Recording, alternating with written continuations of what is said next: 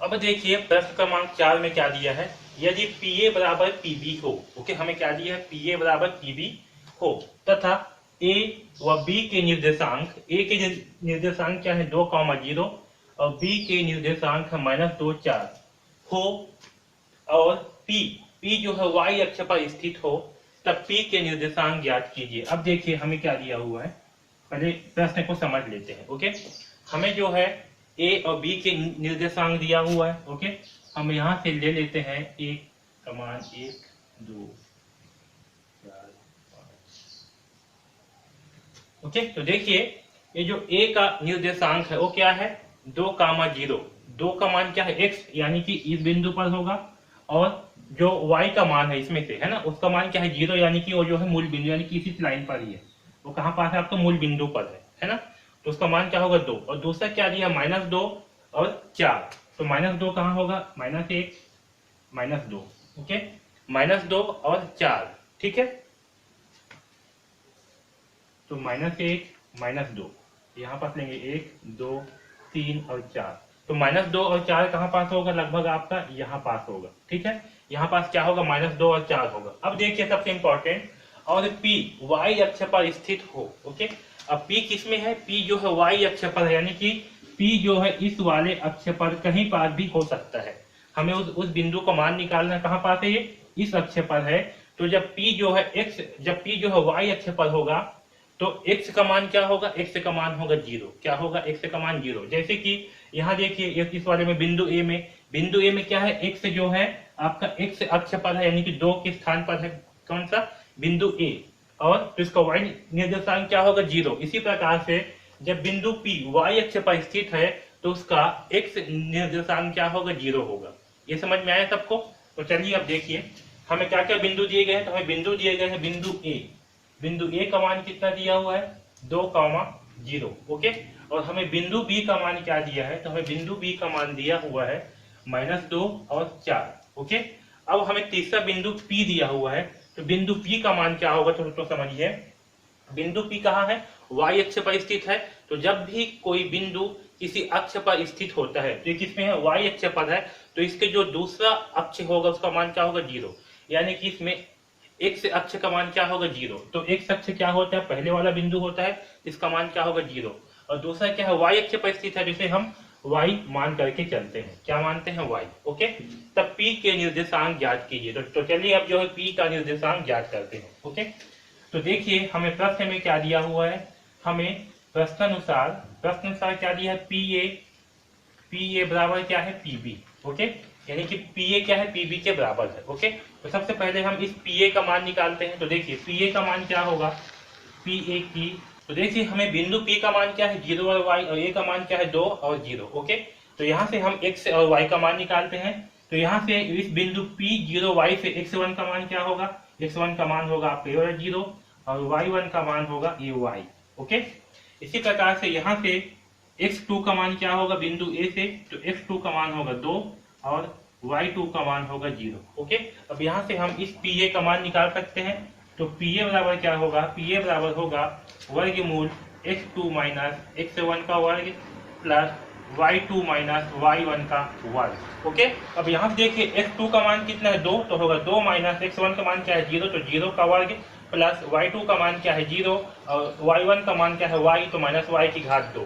तो यहाँ से हमें PA का मान क्या प्राप्त होगा, तो PA का मान प्राप्त होगा 2 की घात 2 प्लस y की घात प्लस माइनस y होगा, तो माइनस y की घात 2। ओके, और यहाँ से देखिए यहाँ से हमें PA बराबर क्या प्राप्त होगा, तो PA बराबर प्राप्त होगा 2 का वर्ग होगा 4 प्लस माइनस y की घात 2 है, जिसका मान क्या होगा y की घात 2। ओके, तो यहाँ से हमें ये PA का मान प्राप्त हुआ। PA का मान कितना आया, वर्गमूल 4 प्लस y की घात 2। ओके, अब चलिए दूसरा बिंदु क्या है, PB है, तो हम PB का मान भी ज्ञात करते हैं।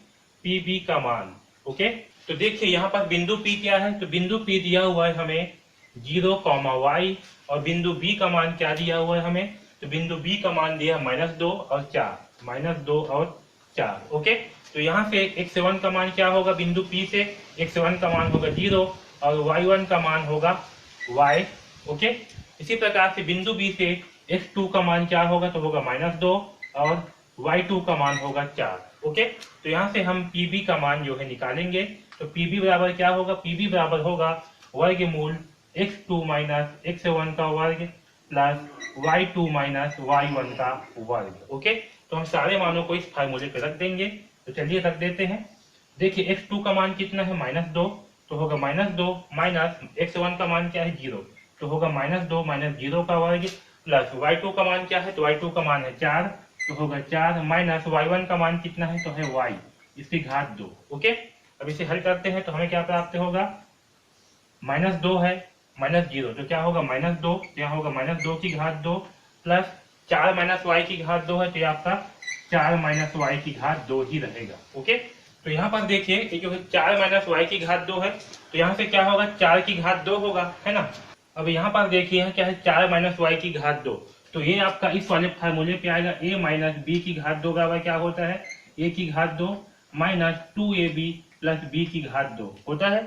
इस फार्मूले पे हम इस मान को रखेंगे, तो यहाँ पर a क्या है 4, तो 4 की घात 2 का मान क्या होगा, 4 की घात 2, यानी कि क्या होगा यहाँ पर 4 की घात 2 माइनस 2 इंटू a क्या है 4, b क्या है y प्लस y की घात 2, ऐसे होगा। तो 4 की घात 2 का मान क्या होगा 16, तो यहाँ पास होगा 16 माइनस 4 दूनी 8, तो होगा -8y और प्लस y की घात 2। ठीक है, आया समझ में। अब इसे हल करते हैं। तो देखिए यहाँ पर 2 की घात 2 है, तो इसका मान क्या हो जाएगा 4, तो ये होगा आपका वर्गमूल 4 plus 16 minus 8y plus y की घात। तो यहाँ पर देखिए यहाँ पास हमें pb का मान क्या प्राप्त हुआ, pb का मान हमें वर्गमूल 4 plus 16 minus 8y plus y की घात 2 प्राप्त हुआ। ओके, अब चलिए हम जो है इस मान को यहाँ पास क्या है, pa बराबर pb, तो हम इस मान को यहाँ पास जो है रख देते हैं। ओके, तो चलिए रखते हैं। तो क्या होगा, pa बराबर क्या है pb। ओके, तो pa का जो मान है उसको इसके नीचे रखते हैं। तो pa का मान कितना है, वर्गमूल, pa का मान है वर्गमूल 2 की घात 2 प्लस माइनस y की घात 2। ओके, और pb का मान कितना है, तो pb का मान है वर्गमूल क्या है 4 प्लस वर्गमूल 16, तो 4 plus 16 minus 8y plus y की घात 2। ओके, एक कम करता हूँ, यहाँ पर थोड़ा जगह कम पड़ रहा है तो मैं इस साइड को मिटा दे रहा हूँ। ठीक है, हमें क्या करना है, हमें जो है p के निर्देशांक ज्ञात करनी है। ओके, और p का मान कितना है, p का मान है 0, p का मान है 0 और y, यानी कि हमें इस y का मान निकालना है, ये जो है p का निर्देशांक होगा। ठीक है, इसको ध्यान रखना, बाकी मैं इन सबको मिटा रहा हूँ, इसे आप नोट कर लीजिए। ठीक है, तो देखिए यहाँ से pa बराबर pb है, हमें प्रश्न में क्या दिया, pa बराबर pb, तो pa का मान कितना है, pa का मान है 2 का वर्गमूल, सॉरी 2 की घात 2 प्लस माइनस y की घात 2। ठीक है, बराबर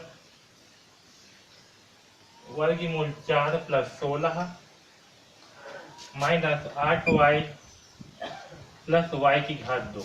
ओके, अब यहाँ पर देखिए पहले से जो है हल कर लेते हैं। तो 2 की घात 2 का मान कितना होगा, 2 की घात 2 का मान होगा 4 प्लस यहाँ y की घात 2 हो जाएगा, माइनस y की घात 2 का मान क्या होगा, तो होगा y की घात 2।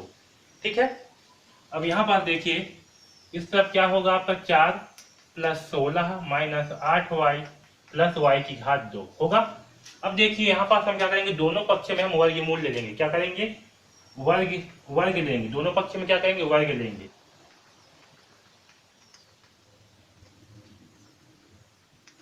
तो देखिए दोनों पक्षों में वर्ग लेने पर क्या होगा, तो जब दोनों पक्षों में वर्ग लेंगे तो 4 प्लस y की घात 2 होगा, ये आपका ऐसे वर्ग हो जाएगा, बराबर यहाँ भी 4 plus 16 minus 8y plus y की घात 2, और इसका भी क्या होगा, ये वर्ग होगा। ठीक है, अब देखिए इस वर्ग से वर्गमूल क्या हो जाएगा, कैंसल, और यहाँ भी y से वर्गमूल हो जाएगा कैंसल। तो हमें क्या मिलेगा, हमें मिलेगा 4 प्लस y की घात 2 बराबर, और यहाँ से मिलेगा हमें 4 प्लस 16 माइनस 8y, और यहाँ क्या है प्लस y की घात 2।